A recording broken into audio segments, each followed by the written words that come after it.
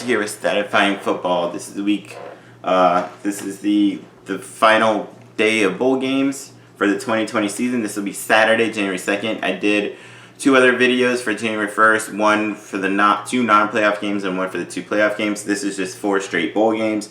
Starting with the Gator Bowl, North Carolina State Wolfpack and the Kentucky Wildcats. NC State 8-3. Bailey Hockman 1,820 passing, 12 touchdowns, 8 picks. Donovan Knight 736 rushing, 9 touchdowns. Ricky Person 635 rushing, 4 touchdowns. Emeka Emezi 694 receiving and 5 touchdowns. Daniel Joseph had 6.5 sacks. They were tied for 6th nationally with 32 sacks as a team. 45th in scoring offense, 67th in scoring defense. Pretty solid offensively. Facing a Kentucky team that can run it a little bit, has kind of decent defense, but not a very good offense at all. Terry Wilson, the quarterback, 1,095 passing, 7 touchdowns and 4 picks, but he did run for 410 and 9 rushing touchdowns. Christopher Rodriguez, 701 rushing, 9 touchdowns. Defensive back Kelvin Joseph had 4 interceptions. They were tied for 4th nationally as a team with 13 interceptions. And tied for 7th nationally in turnover margin with a +7, so they're able to force some turnovers and not turn over themselves.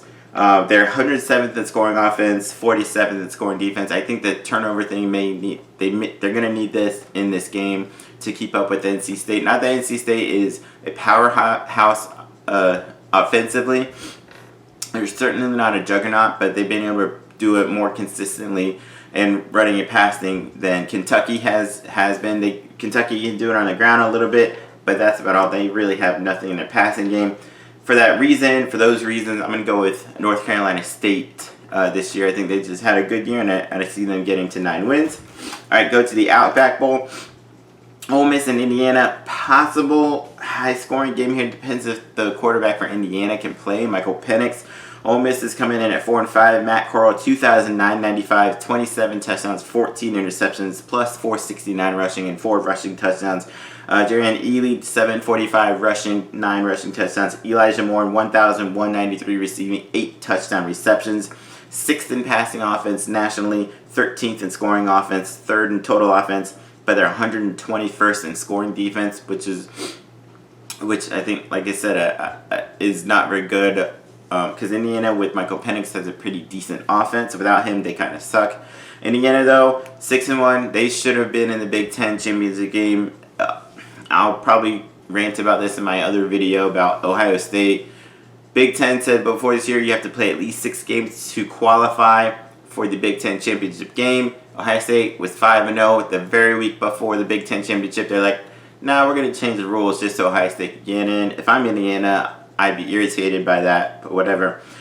Anyways, Michael Penix, 1,645 passing yards, 14 touchdowns, 4 interceptions. Ty Freifogel, 687 receiving, 7 touchdowns. Jamar Johnson, 4 interceptions. They were number 1 nationally with 17 interceptions. That's in 7 games. In 7 games. Imagine if they played a full season, they could have had well over 30 interceptions. 55th in scoring offense nationally, 18th in scoring defense. This could be a pretty high-scoring game. Ole Miss has been able to score all over everybody, whether they have a good defense or not. Look at the Alabama game. I have a hard time going. I'm not sure if Michael Penix is going to play.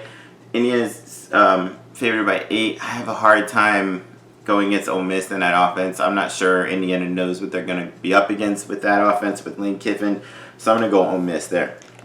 All right, Fiesta Bowl this one should be a pretty high-scoring game. Oregon Ducks and the Iowa State Cyclones. Oregon 4-2. They miraculously got into the Pac-12 championship game. They won it. Tyler Shuff, 1,480 passing, 13 touchdowns, 5 picks, plus 263 rushing, 2 touchdowns. 31st in scoring offense, 53rd in scoring defense. So as usual, pretty decent offense for Oregon, and about a middling defense as usual for Oregon as well. Iowa State, they went 8-3. Brock Purdy, 2,594 passing, 18 touchdowns to 9 interceptions, plus 343 rushing and 4 touchdowns. Breece Hall, one of the best running backs in the nation, 1,436 rushing yards and 19 rushing touchdowns in only those 11 games. Xavier Hutchinson, 726 receiving, 4 touchdowns. Will McDonald, 9.5 sacks. Jaquan Bailey, 7 sacks. Linebacker Mike Rose had 4 interceptions. Tied 9th nationally in sacks, 36th in scoring offense, 28th in scoring defense. Like I said, both offenses are pretty good. Both defenses are pretty relatively even.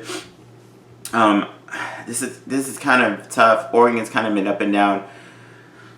Man, I kind of want to pick Oregon here. Iowa State is picked by 4. I'll go with Oregon. I think this is more because I want to. I'm kind of an Oregon fan a little bit. But I like both teams. I just want a really high-scoring, fun game, which I think that should be. I'm going to go Oregon there. All right, and then the final game of the night and of the bowl season, the Orange Bowl, Texas A&M and North Carolina. Texas A&M 8-1, Kellen Mond 2,050 passing yards, 19 touchdowns to 3 interceptions, plus 3 rushing. Isaiah Spiller 986 rushing and 7 touchdowns. 42nd in scoring offense, 26th in scoring defense. North Carolina 8-3 had one of the best offenses nationally, like I said all year going into the season, like they would. I think they have some people opting out of the bowl game. I should probably have looked that up before, so. But Sam Howell, 3,352 passing yards, 27 touchdowns to 16 interceptions. It looks like the running backs for North Carolina are opting out. Yeah, Javonte Williams.